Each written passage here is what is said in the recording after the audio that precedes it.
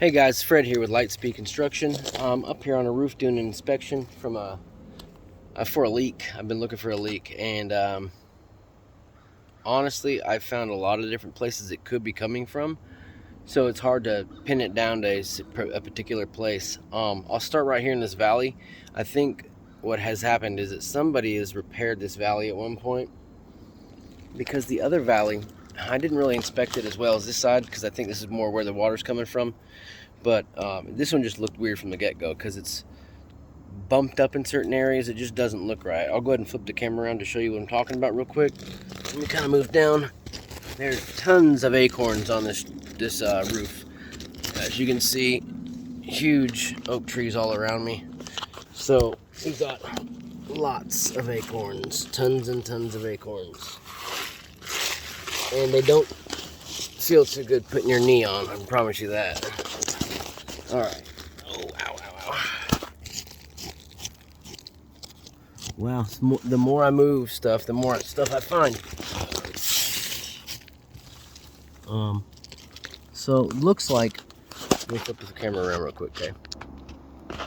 It looks like something has, a tree branch has fallen and hit this right here, punctured a big hole in it, a real big hole. That's probably, I would say it's probably where the water's coming from, because if you see on the side, there's no overhang. I mean, this is literally the wall to the house. So anything going in here could actually drain over and come in there. But this valley looked weird to me. I'm not sure if you can see that. There's a big lump right here, a big lump right there. And that's because they overlapped their shingles. But if you look up here, it's not like that. It's just basically from this point down this way. So and it's been, you know, it's see, they glued this shingle together and it's overlapping, not far, I would say about, hold on, well actually just a little ways from here to here. It's overlapped. You can see they've sealed it right there. This one is overlapped about that far. You can see the edge of the shingle right there.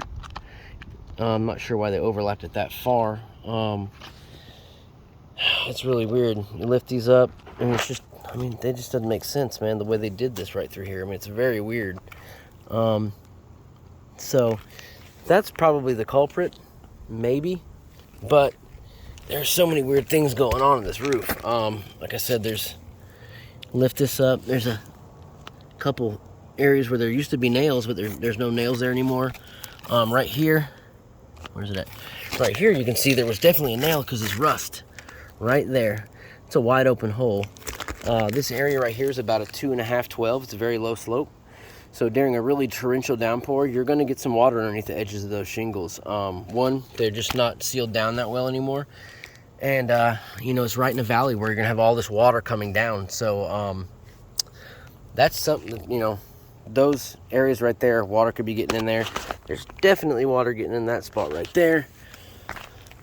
So I came up here.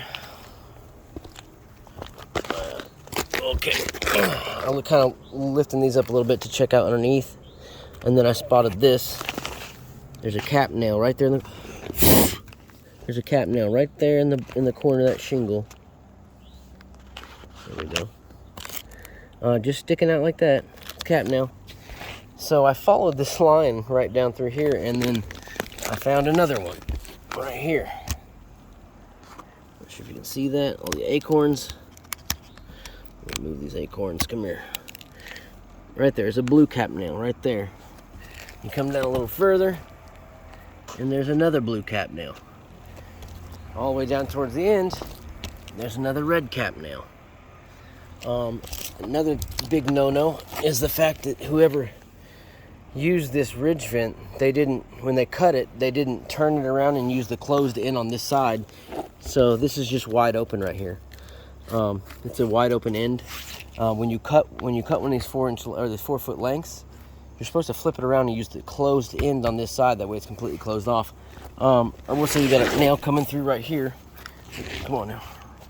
Right there. So that could be a problem.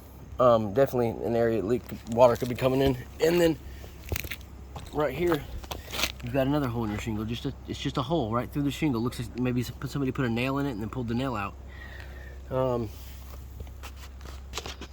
So there is a lot going on with this roof. This isn't something I could fix today. I could put a bunch of caulk all over this, but that would be like a temporary fix. I'd like to get these cap nails out, and they're underneath that ridge vent. So I can't do that without taking the ridge vent up.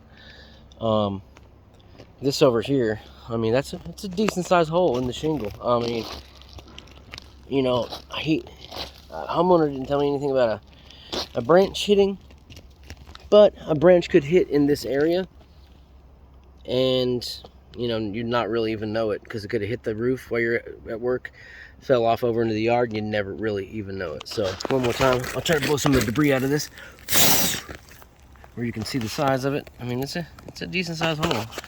You put my finger down in there. I mean, that's going right down to the roof.